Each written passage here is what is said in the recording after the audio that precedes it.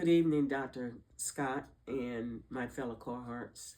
Today I want to present an exegetical flow of John 15, 1 through 10, which is a part of his farewell discourse. And I argue that the abiding functions are observable, they're conditional, as it actually has a conditional pattern with warnings for non abiding. A title and thesis. The title is If Then Else, the Conditioning Process of Bearing Fruit, John 15, 1 through 10.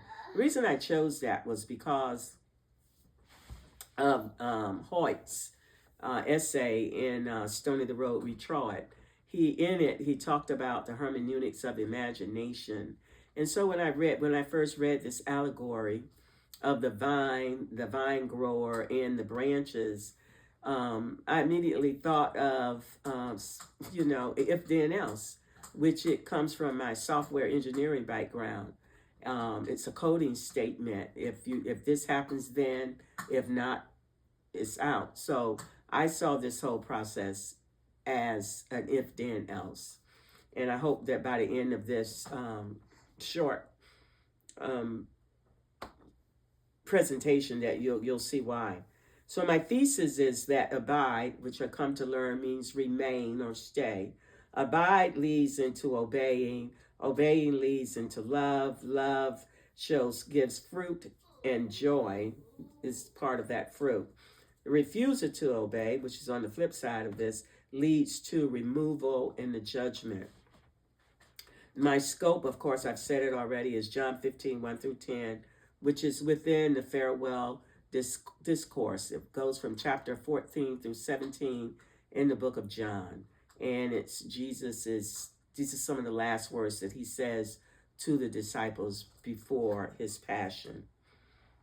So that's my interpretive lens. This is not a modern productivity type of text. It's a covenant discipleship language in Jesus' final instructions to his disciples. The literary setting in the genre. The micro context is John as a gospel, a Greco-Roman bio. The immediate context is the farewell discourse, which is John 13 through 17, preparing the disciples for Jesus' departure. The form is an extended metaphor or a Jewish Semitic word. It's called masha, which it gives divine imagery with exhortations and warnings. I want to emphasize that it's urgent. This was urgent because he's leaving. Jesus is leaving. He knows he's leaving, and he wants to prepare his disciples for life after him, life without him being present with him. And so he addresses his identity as the true vine, and and he tells them about their total dependence upon him and the perseverance. The next one is the structure. I call this a chiastic or a parallel flow, a chiasm. The vine, the branches from 15 to 1 is A. Vine branches of fruit and pruning by the Father. And then D is chapter 15, verses 3 to 4 is abide in me, the necessity of remaining connected.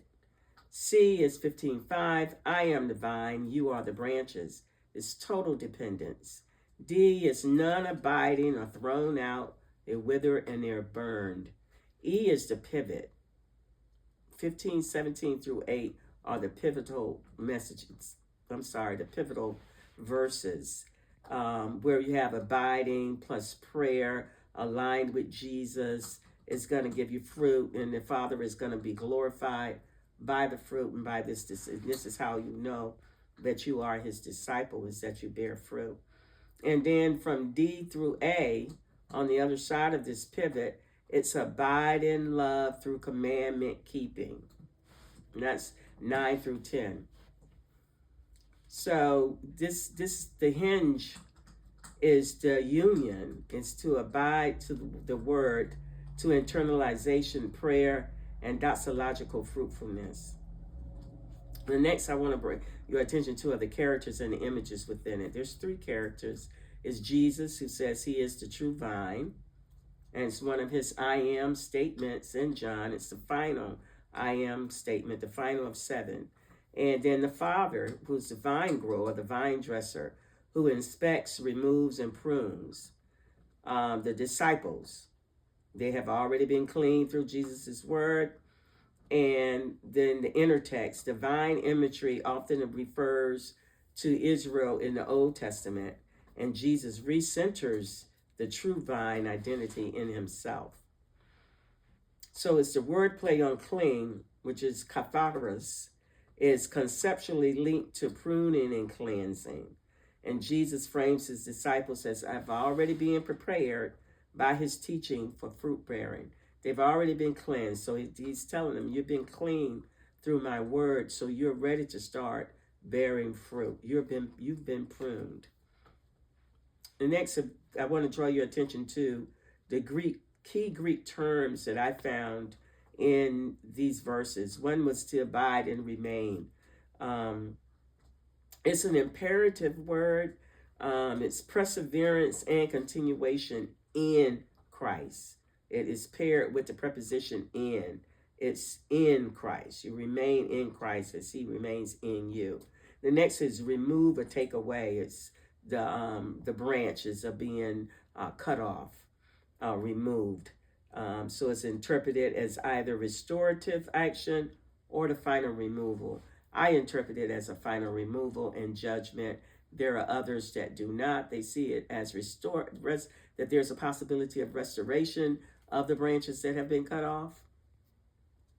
So you see that. Then it's clean and prune. You're clean as prepared. Again, that's that katharos word, the Greek word. Prepared and cleansed and closely tied to the pruning imagery. And then the last one is fruit. It's really the outcome or the return of life in the vine. What's the character and the mission? So sometimes you can think of fruit as fruit. It's an apple. The apple tree produces an apple. Or your labor. A woman can produce a child, so you can produce children. You can produce from the fruit of your labor. But this is an investment to an endeavor. The return on the investment or return on an endeavor. It brings about fruit. And the imperative force of abiding or remaining or staying in. If you did any kind of gardening or any kind of work in the yard, if you break a branch or a limb off of a tree and it's broken off, if it lays there, it usually dies. You're not going to be able to graft that back in. God can do a lot, okay? But you won't be able to. The conditional, this is where my logic comes in, is that if then else is from 4 through 8. If you abide in me, then you will bear much fruit. If you're not abiding, you're going to be thrown out. If you abide, my words abide, then ask and it will be done for you. If his words abide, it need to be careful. Oh, I can just ask God for anything. No. If his words abide in you, you're going to have the mind of Christ. So you're not just asking for anything to ask amiss, just to consume, from your fleshly needs. Your mind is going to be the same as Christ because his word, you're going to ask in alignment with his word. Fruit bearing glorifies the Father and marks discipleship. Abide in love. Obedience is as the shape of abiding. The command is to abide in my love, not merely be affectionate. This is a covenant. Abide in my love. If you keep my commandments, then abide in love. If you're loving, that's how you keep the commandments. Then the synthesis and my seminary takeaways, it's a process summary. You're cleansed by the word, then you abide or remain in him, you obey him, you love him, then you bear fruit, and then there's joy that comes as an outcome. The abiding in is the word, the saturated perseverance, and not vague spirituality. The implication is that pruning and cleansing is purposeful. aimed at more fruit and doxology.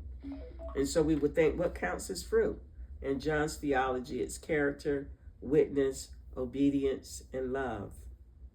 And so I would go back to the pivot in 15:7-8. Abiding or remaining, staying in Jesus' words will shape your prayer life. It will produce fruit, and it glorifies the Father. And this is the Texas stated telos.